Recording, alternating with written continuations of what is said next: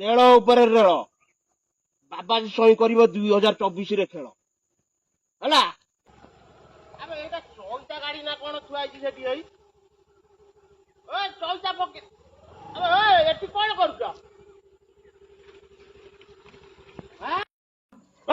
କଣ କରୁଛ ଏଠି? ଦାଦା ନମସ୍କାର। ନାଇଁ ମ ଏ ନଈଟାରେ ପାଣି ଶୁଖିଲାଣି କି ନାଇଁ ଦେଖିବାକୁ ଆଇଥିଲେ। ସକାଳୁ ମତେ ଲଗେଇ ଚାଲିବା ନଈ ଢିପେଇବା, ଚୁନା ମାଛ ହଉଛନ୍ତି ଧରିବା। ମାଛ ଧରିବ? ହଁ ଭାଇ ଏଡିକି ଏଡିକି ବାଳିଆ ଚୁଟି ପ୍ରବଳ ନଈରେ ଅଛନ୍ତି। ଆଉ ଦିଟା ମାଛ ଧଇଲେ ପଠେଇବ ଘରକୁ ଦେଖିବା କେମିତି କଣ କହୁଥିଲ? ଆବେ କହୁଥିଲି କଣ, ମୁଁ ଯାଇଥିଲି ଭୁବନେଶ୍ୱର, ଅବିକା ଫେରିଲେ ଦେଖୁଛ ଡ୍ରେସ ପଟା ଚେଞ୍ଜ କରିକି ଆଇଲି ଆଉ ତମକୁ ଖୋଜି ଖୋଜିକି ଆଉଛି ଆଉ। ଆମେ ଏଠି ଚା ପିଇକି ଆଇଲୁ। ହଁ ସେ ସମୁଦି କହିଲା। ବାଟ ଯାକ ଦେଖି ଦେଖିକି ଆଇଲି, କଣ ଏଡେ ଏଡେ ସବୁ ବ୍ୟାନର ମରା ହେଇଯିବେ। ସେ ନୂଆ ବର୍ଷ ପାଇଁ ଅଭିନନ୍ଦନ ଜଣେଇଥିବେ ସବୁ ଆଉ।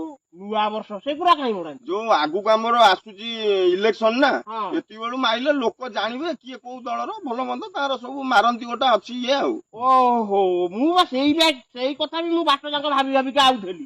ହଁ କଣ କହୁଛନ୍ତି? ଆବେ ମୋର ମଡେଇଲେ ହୁଅନ୍ତାନି? ହଁ ହବନି କାହିଁକି, ବଢିଆ ହବ।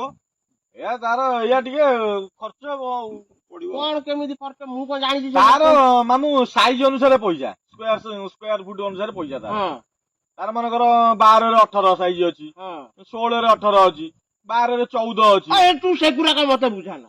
ଶୁଣୁ, ଫଟୋ ଯେମିତି ଲାଗିବ ବାବା ସଙ୍ଗେ ଯେମିତି ହାତ ଟେକି ଠିଆ ହେଇଥିବ ପୁରା ଫଟୋ ମାନେ ବଡ ବଡ ଆଉ ସେଗୁଡାକ ହେଲା ବେଳକୁ ଏଇ ଯୋଉ କୁଚୁରି ମୁଚୁରି ଏଗୁଡାକ ସିଏ କାମ। ନାଇଁ ନାଇଁ ଆମର ବଡ ବଡ ଲାଗିବ, ଠିକ ଲାଗିବ। ସେଗୁଡାକ ମିନିମମ୍ 5-7 ହଜାର ପଡିବ ଗୋଟାକ। ଗୋଟାକ 5-7 ହଜାର? ଆଜ୍ଞା ସେଗୁଡା 20ରେ 25 ହେଇଯିବ ଆଉ। ଓହୋ, ତଥାପି କେତେ ପଇସା ଖଣ୍ଡେ ଖର୍ଚ୍ଚ ହେଇଯିବ? ତମକୁ ଓଡିଶା ସାରା ଲାଗିବ? ଓଡିଶା ସାରା ମୋ ପଇସା ଅଛି, ଏତେ ପଇସା ମୁଁ ଲଗେଇବି? ଆଉ ଖାଲି ଆମରି ପଞ୍ଚାୟତ? ଆମ ଡିଷ୍ଟ୍ରିକ୍ଟ କଥା ମୁଁ କହୁଛି ନା। ଡିଷ୍ଟ୍ରିକ୍ଟ ହେଲା ବେଳକୁ ବି ଦୁନିଆ ପଇସା ଖର୍ଚ୍ଚ ହବ ଆଉ। ଦୁନିଆ ପଇସା ଖର୍ଚ୍ଚ ଆଉ ହବ। ଆମ ବାଣ ଗୋଟେ ଡିଷ୍ଟ୍ରିକ୍ଟରେ 30ଟା ବ୍ଲକ ରହୁଛି। ଆମ ଗୋଟିଏ ବ୍ଲକରେ 30-32ଟା ପଞ୍ଚାୟତ ରହୁଛି। ସବୁ ପଞ୍ଚାୟତରେ ପୁଣି ମରା ହବ ନା। ପଞ୍ଚାୟତରେ ପୁଣି 4-5ଟା ଜାଗାରେ ମାରିବ, ମେନ୍ ଜାଗାରେ ନା। ତଥାପି କେତେ ପଇସା ଖଣ୍ଡେ ଖର୍ଚ୍ଚ? ତଥାପି ସେଇ ଧରି ଚାଲ 60-70 ଲକ୍ଷ ଭଳିଆ।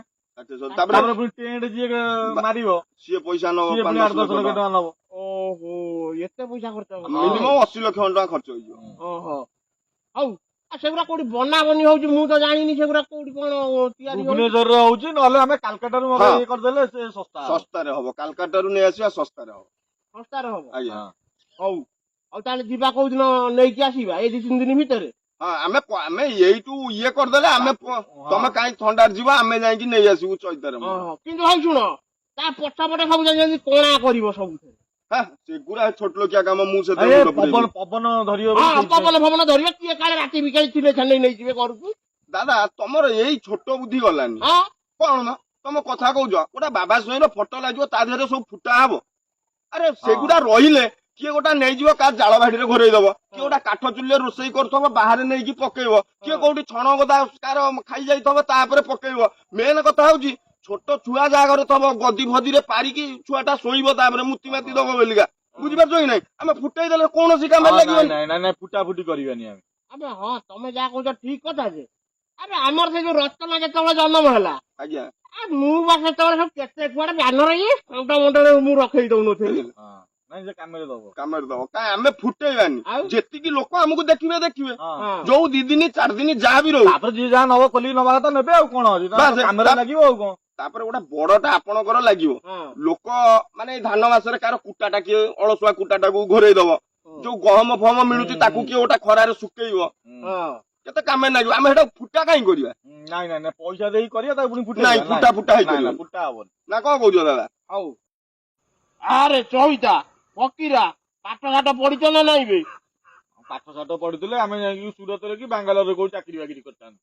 ଏ ଗାଁରେ ମୂଲ ମଜୁରୀ କାହିଁ ଲାଗୁଛୁ ଆମେ? ତଥାପି କୋଉ ଜାଗା ପାଠ ପଢିଛ? ଏ ଫକୀରା 2ୟ ନା 3ୟ ଯାଏଁ ପଢିଛି, ମୁଁ 4ର୍ଥ ଯାଏଁ ପଢିଛି। ଓହୋ, ତମେ ସେଇଥିରେ ପୁଣି ବାବା ସଙ୍ଗେ ଅନେଇଥିଲ ଚୂନ ମାରିବାକୁ ନାଇଁ?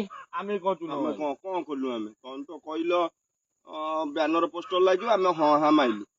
ଆବେ ସେଇଥିରୁ ବା ମୁଁ କଣ ଜାଣିପାରୁନି, ସେଇଥିରୁ ତମେ 20-30 ଲକ୍ଷ ଟଙ୍କା ମାରିଦେଇଛ। ତମେ ତାହେଲେ ଆଉ କାହାକୁ ଦବା କଥା ଦଉନ, କିଏ କରିବ? ଆମର କଣ ଅଛି? ଆମେ କଣ କହୁଥିଲୁ ବ୍ୟାନର ପୋଷ୍ଟର ମାରିବାକୁ? ବାବାଜୀ ସହି ଯୋଉ ପଟରେ ଯାଉଛି ଖାଲି ସେଇପଟେ ବ୍ୟାନର ମାରି ଦେଇଥାନ୍ତା। କଣ ନା ବାବା ସହିତ ବ୍ୟାନର ମରା ହେଇଛି ଆଉ କଣ? ମୁଁ ତ ଦେଖିଥିଲି କୋଉ ମୁଁ ଯାଉଥିଲି ଡିଷ୍ଟ୍ରିକ୍ଟ ଯାକ ବୁଲିବାକୁ। ହଇ ଶୁଣ, ତମକୁ ମୁଁ ଆଜି ଗୋଟେ କଥା କହୁଛି, ବାବା ସହି ଗୋଟେ କଥା କହୁଛି। ତମେ ଯେମିତି ରାଜନୀତି କହୁନ ସେମିତି ସବୁ ରାଜନୀତି ହୁଏ ନା। ଆଉ କେମିତି ହବ? ଏଇଟା ତାର ଗୋଟେ ସୋପାନ, ଯେମିତି ପ୍ରାରମ୍ଭ ବୋଧ ସ୍କୁଲ କଲେଜ ଏମିତି ଚାଲିବ। ରାଜନୀତିର ଇଏ ଗୋଟେ ସୋପାନ ଏମିତି ଗଢିବାକୁ ପଡିବ। ରଖ ତମ ପ୍ରାରମ୍ଭ ବୋଧ, ଇଏ ମତେ ଆଇଲେ ବୁଝେଇ ଅଛୁ। ହଇ ଶୁଣ, ମୁଁ ତମକୁ କହୁଛି, ଯୋଉ ତମେ କହିଲ 80 ଲକ୍ଷ ଟଙ୍କା ଖର୍ଚ୍ଚ ହବ କୋଉଥିରେ, ଖାସ କରି ପୋଷ୍ଟର ବ୍ୟାନର, ସେଇ 80 ଲକ୍ଷ ଟଙ୍କାକୁ ଯଦି ମୁଁ 40ଟା ଲୋକଙ୍କୁ ଯଦି ମୁଁ ବାଣ୍ଟି ଦେବି, ମାନେ 2 ଲକ୍ଷ ଟଙ୍କା ଲେଖା, ଯାହାର ଘର ଦ୍ୱାର ନଥିବ ସେ ତ ଖୁସିରେ ଘର ଦ୍ୱାର କରିକି ରହିବ। ଆଜି କାଲିକା ପିଲାମାନଙ୍କ କଥା ଜାଣିଥିବୁ, ବାହାରେ ଯାଇକି ରହୁଛନ୍ତି, ପୁଅ ବୋହୂ ମାନେ ରହୁଛନ୍ତି, ବାପା ମାଆଙ୍କୁ ପଚାରୁନାହାନ୍ତି, ଘରେ ରହୁଛନ୍ତି, ଗାଁରେ ରହୁଛନ୍ତି।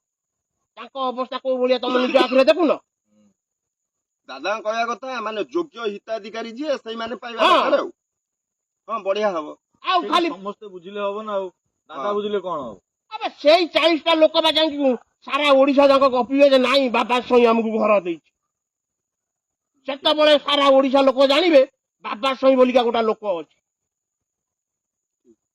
ଦାଦା ଯାହା କହିଛନ୍ତି ଠିକ, ଏଟା କରେକ୍ଟ କଥା। ଆମର କଣ ଆଉ ଏତେ ଛୋଟ ମୁଣ୍ଡରେ କଣ ଆମର ବୁଝିପାରୁଛ ନା ନାଇଁ?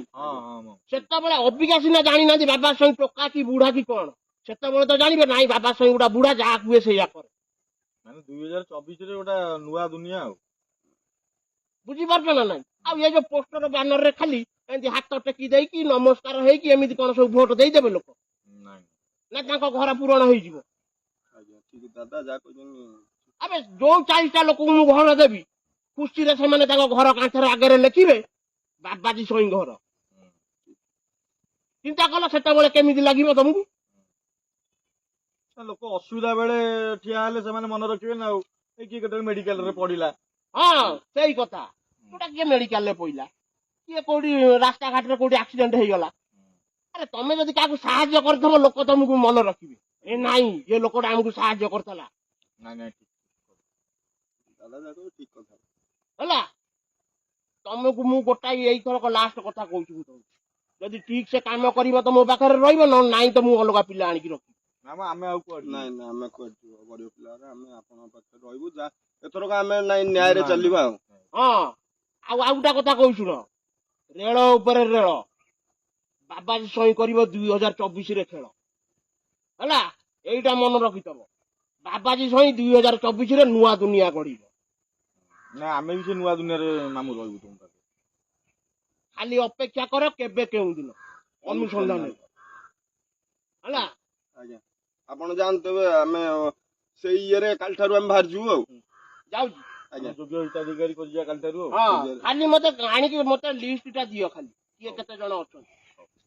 ରହିଲୁ ମାମୁଁ, ଆମେ ଯାଉଛୁ ନଈ ଢିପେଇବୁ ଆଉ। ହଁ ଢିପେଇବ। ହଇ ଶୁଣ, ତମେ ତ ଲିଷ୍ଟ ଆଣିକି ଦବ, ତମ ସାଙ୍ଗରେ ମୁଁ ଯିବି ହେଲା, ନହେଲେ ତମେ ବା ତା ଦେହରୁ ପୁଣି ହେରାଫେରି କେତେବେଳେ କରିଦବ। ନାଇଁ ନାଇଁ ଆମେ ସେ ଭୁଲ କାମ କରିବୁନି, ରାମ ରାମ, ଆମେ ସେମିତି କାମ କରିବୁ। ନାଇଁ ହଁ ଆଜ୍ଞା, ରହିଲୁ ଯାଉଛି।